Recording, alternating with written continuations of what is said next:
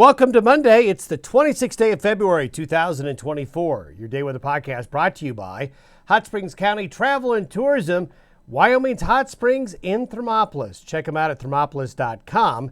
No matter how cold and snowy it gets, you can always find yourself in hot water.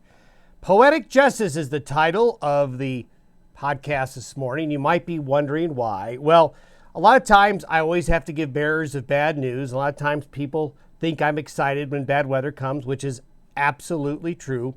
But bad weather happens to everybody, including the weatherman. That's right, that's my pickup truck after a cottonwood tree came down on it on Saturday. So yes, even the weatherman's susceptible to bad weather. A strong cold front is approaching. That's why we're going to have high winds coming our way, like what we had over the weekend, causing a lot of problems, unfortunately, for many of you. Today is going to be another very windy day as a strong cold front is approaching, which is going to bring snow, more wind, big temperature drop coming. It's going to happen from the north to the south across the region. This is going to lead to travel hazards, more high fire danger, 2 large fires over the weekend because of the high winds, a brief rebound in temperatures late next week. Then next storm to impact the west will begin this weekend into early next week. We'll spend more time on that tomorrow and Wednesday, but let's tackle this first system as we're entering into a very active weather pattern. Speaking of active weather, Saturday, a large grass fire closing Interstate 80 and I-25 just west of Cheyenne on Saturday. Then on Sunday, near Colorado Springs and the Air Force Academy, another wildfire starting up with 60, 70 mile per hour winds. It isn't necessarily dry, super dry, as January and February have had above average precipitation, but things dry out really quickly when the wind is blowing 50 to 60 miles an hour. Of course, when you get strong winds like that, you're going to get great lenticular clouds like many areas in central and northern Wyoming and southern Montana saw over the weekend. Beautiful shot of the Absaroka Range there near Cody. Brown down low, white up top. And then more great clouds across Nebraska as the pattern is getting very, very busy. And that's going to produce more snow on the ski slopes. Snow in the mountains is going to be very likely. Just like this shot near Cokeville, more mountain snow is coming to help the snowpack. And this is why. We have a convergence of events.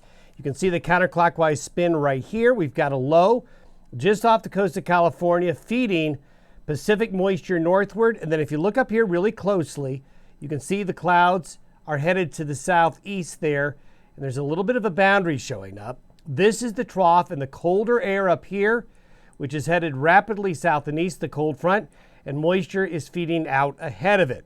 The end result is going to be a very active weather pattern. So this is as of this morning, the strong cold front crashing the Pacific Northwest. Very windy conditions continue as the winds are perpendicular aloft and strong to the Continental Divide. Basically, what we had over the weekend. What we're going to see are high winds migrating south and east as this trough approaches. So very high winds will be going into Colorado, New Mexico, West Texas, Kansas, Oklahoma, across Nebraska and the Plain States as this system comes on in.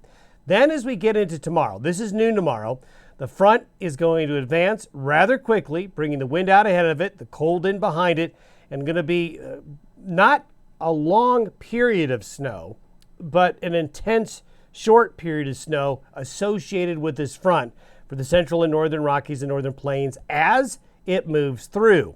These are all the National Weather Service advisories, watches, and warnings for a wide variety of weather.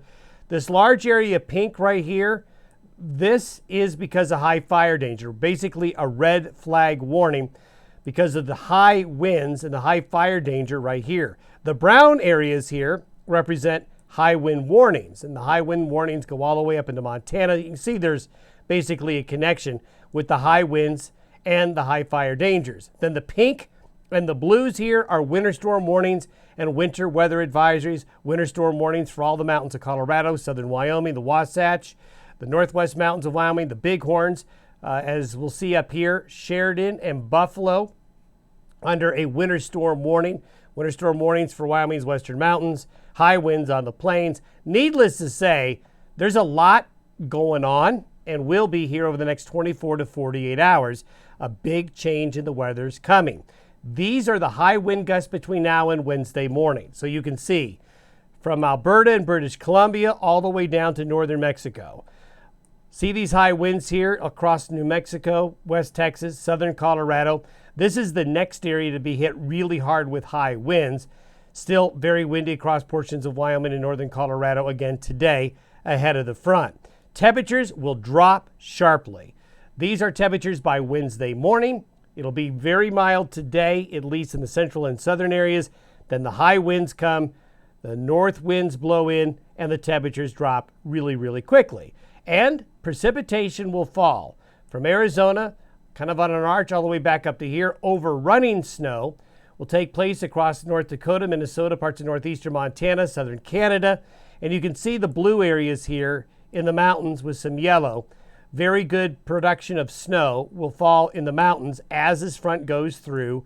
Now, out on the plains, the snow isn't going to get too far or too deep, but adjacent to the mountains, and you can see western and northern areas of Wyoming will get some good snow out of this.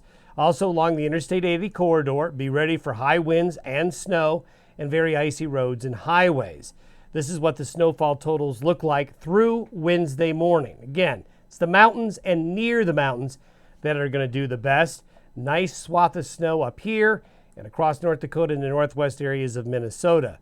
If we focus in on Wyoming and northern Colorado and northeastern Utah and this region, the Bighorns. This is a great storm for the Bighorns if you're a snow lover.